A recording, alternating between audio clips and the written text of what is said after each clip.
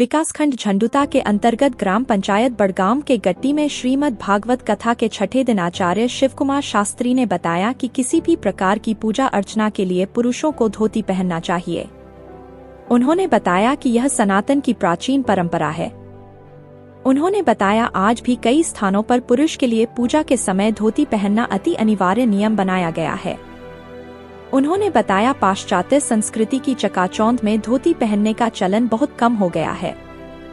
उन्होंने बताया पूजन आदि कर्मों में धोती की अनिवार्यता अब केवल ब्राह्मण तक ही सीमित रह गई है। उन्होंने बताया प्राचीन काल में धोती पहने बिना पूजा सहित अन्य कर्मकांड पूर्ण नहीं माने जाते थे। इसी वजह से धोती को पवित्र परिधान माना गया है। उन्होंने आह्वान किया कि किसी भी सनातनी के घर में कोई धार्मिक अनुष्ठान का कार्य हो उसे समय बिना सिली धोती अवश्य पहनें, ताकि धार्मिक कार्य का संपूर्ण फल आपको मिल सके। उन्होंने बताया कि धोती पहनने की अनिवार्यता के पीछे वैज्ञानिक महत्व भी है। पूजा अर्चना जैसे कार्यों में काफी देर तक एक विशेष अवस्था में श्रद्धालु को बैठे रहना पड़ता है। उस दशा में धोती से अच्छा कोई और परिधान नहीं हो सकता है। उन्होंने बताया कि आजकल लोग जीन्स, पेंट आदि पहनकर ही पूजा कार्य करते हैं, जिससे बैठने उठने में कई परेशानियों का सामना करना पड़ता है। शरीर के रोम छिद्रों से हमें शुद्ध प्राणवायु मिलती है। तंग कपड़े न सिर्फ इसमें बाधा डालते हैं, बल्कि रक्त प्रवाह पर भी बुरा असर डालते हैं। इसलिए स्वास्थ्य की दृष्टि से भी धोती पहनना लाभदायक है। धोती बारीक सूती कपड़े से बनी होती है, जो कि हवादार और सुविधाजनक होती है। इसी वजह से पूजन कर्म के लिए धोती श्रेष्ठ परिधान है। आचार्य शिव कुमार शास्त्री ने श्री कृष्ण की लीलाओं का वर्णन करते हुए कथा में कहा कि अभी तक अपने भगवान श्री कृष्ण को माखन मिश्री और अन्य मिठाइयों का भोग लगाते देखा होगा, लेकिन मथुरा में एक मंदिर ऐसा भी है जहां भगवान श्री कृष्ण को मिट्टी के पेड़ों का भोग लगाया जाता है। उन्होंने बताया महावन क्षेत्र में ब्रह्मांड घाट पर स्थित इस मंदिर में मिट्टी के पेड़ों का भोग लगाने की सदियों पुरानी परंपरा है। उन्होंने बताया कि यह वही मंदिर है जहां भगवान श्री कृष्ण ने यशोदा मैया को मुंह में ब्रह्मांड के दर्शन कराए थे। इस मौके पर कमेटी के प्रधान मुकेश शर्मा, पंचायत प्रधान निक्कू राम, विनोद कुमार, अभिषेक शर्मा, गोल्डी, नवीन कुमार, नंद किशोर, कुलदीप सिंह, श्यामलाल, पंकज, नितेश, नरेश कुमार, श्रवण सिंह, सुभाष चंद्र, पवन कुमार, कृष्ण चंद, राजकुमार सहित अन्य गणमान्य लोग उपस्थित थे। यहीं बैठ जाऊं, पूरे बैठ जा। अब भगवान पीछे बैठ गए।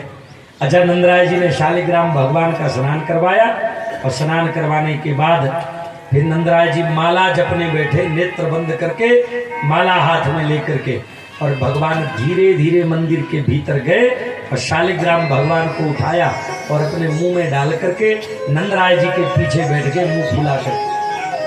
अपने मन में सोचा होगा कि रोज शहद से स्नान करते हो, देख लेते हैं कितने मीठे है गए हो। लेकिन 15 मिनट तक माला जपने के बाद जब श्री नंदराय जी के नेत्र खुले तो सामने देखा शालिग्राम भगवान पूजा पंडाल में मंदिर के गर्भगृह में नहीं थे। ये भगवान पता नहीं कहां चले गए। भगवान लगता है मेरे से कोई गलती हो गई होगी, इसलिए कई क्षमा याचनाएं करी। दासो अयमिति मां मत्वा क्षमस्व परमेश्वर, आवाहनम न जानामि न जानामि त्वार्चनम, पूजांश्चैव न जानामि क्षम्यतां जगदीश्वर।